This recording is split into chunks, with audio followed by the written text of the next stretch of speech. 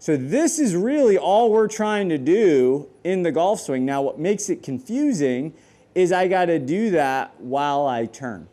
Now watch this. If I'm here and I rotate, looks pretty good, doesn't it? What if I unhinge to there and rotate and rehinge? That's kind of the golf swing. And that's why I love this combo.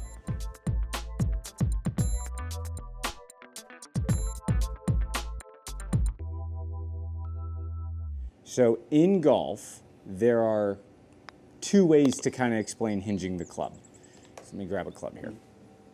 There's what's called vertical hinging, and then there's what I would call horizontal hinging. We're gonna see this club horizontally hinge, and that's what your club does right off the bat. It rolls in, it horizontally hinges.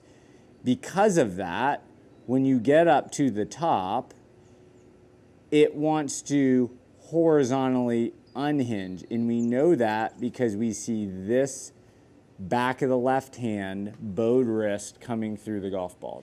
This is how I like to start.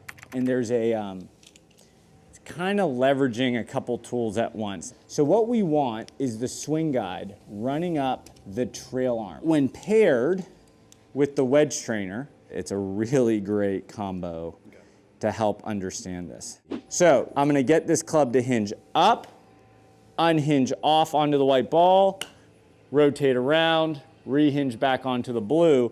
And if I did that all in one motion, you're not gonna hit balls very hard with this. You're just gonna go up, unhinge, rehinge. See how I did that? Your turn. Let's see what we learn. So we're gonna hinge up, swing guide on, yep, all the way up. Good, as you unhinge it to the white ball. Okay, so notice what you tried to do. You tried to do it with a very, very stiff arm. So let this thing unhinge. Yep, okay. Soft, good. As this comes down, impact, rotate around, somewhere around here, it's gonna come off, soft. Yeah, so see how all of a sudden that changed what the wrist did? Okay, and look at where the club is. Now, is that a little bit of an exaggeration? Probably a little, but that's okay for now. So, swing guide on, yes. So, there it is, and go. And rehinge, and fold. Fold the arms up as if you're, there you go, good. Come take a look at this. How's that? It's a lot better. Yeah, way different, right? Now from there, how would you unhinge it? Well, we said if we're here, what if we got the club off and try to put it on the white ball? Yeah. What are the two things you notice? Shallow shaft, strong face. Yeah. Pretty crazy, isn't it? Yeah. That's pretty crazy. Hinge it up onto the blue. Good. Now hinge it down on the white. And hinge it up, hinge it down. Hinge it up, hinge it down. That's kind of the golf swing, right? Stand back here one more time. Just watch this. If I took this club and I didn't turn, this is what my arms would do. Now watch this. If I'm here and I rotate, looks pretty good, doesn't it? What if I unhinge to there and rotate and rehinge? You know what the best players in the world do? Come take a look at this. This is super cool. Watch Xander Schauffele. Where does his club go in transition? It's going up. Do you notice that? Look at the club. Yeah. He's going up. So think about that real quick. What does that mean? If Xander Schauffele's club is right here and the club is going up, he's starting the unhinge. He's not waiting, is he? And he's not hold. He's up. The reason I'm telling you to put it on early is not because you have to, but because you don't at all. Yeah. Right. So everybody's gonna find their time to put it on. What I don't want this to be is a flash. I don't want there to just be a moment where all of a sudden the white ball comes flying by. That's gonna be hard to do under pressure. Okay, let's keep going. Yes, down. Yes, strong. Right there. And then eventually it'll come off. Good. Let's hit a ball, nice and soft. Club hinges up so that we can unhinge it down, so we can maintain it through the golf ball. You were late, and here's why I say that. Where was the face? It was open, right? Ball went right. You gotta understand, this action of yours is actually a face closing mechanism. When you did this, where would the face point? Yeah, sure. If you're only doing this, that's not going to square a club face. That's why you have to, it's not just down, it's down with a little bit of twist. It's why you have to go find the white ball a little bit. You were a little late getting to the white ball, face was a little bit open. Does that make sense? Yeah. So like a mix of down and. It has to be. Something's got to square the face. And this used to be your squaring mechanism, and we've decided that's not a great way to play golf for you. Yes? That was probably your best one yet. Ooh, we're getting there. That's so close.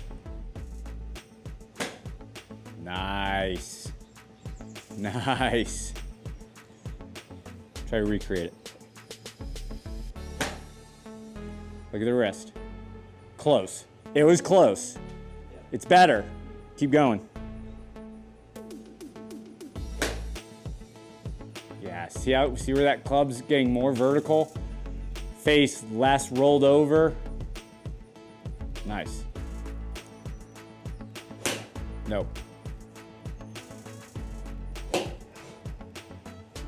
Okay, let's go back to this. Let's feel it out.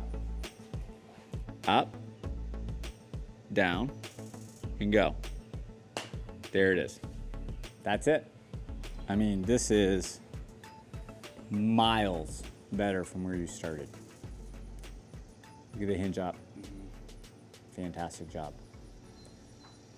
The unhinged down.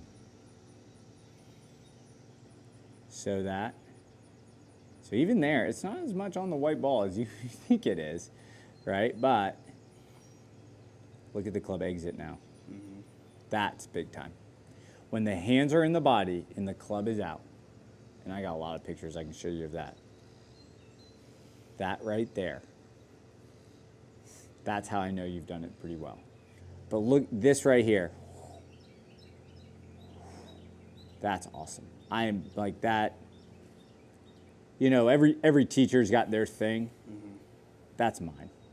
I love that look. I just think, man, how'd you ever hit it crooked if the club worked like that, your body worked like that, the club is still outside your hands while your hands are, I don't know, belt high, maybe slightly above. Club face not rolled over. That's really good. Let's keep going. Nice. Look at where the club is right now. Look at your hands. Really good. So much better than when you started. Great job. So what we said today is the ability to learn how to hinge up and unhinge down. And we know that if all we did was unhinge down, the white ball would never quite get there and that face would be open. I would need to twist it a little bit to get it there. So it's not just a twist.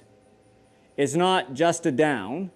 It's that down and twist. And we said if that happens up here, we call that up, back, and away, where the club kind of goes up, back, and away. And if that happens, that white ball gets on early. Now, how early does the white ball truly need to get on? Probably not until somewhere at belt high, but we're rehearsing this so we can feel it sooner because that seemed more beneficial for you.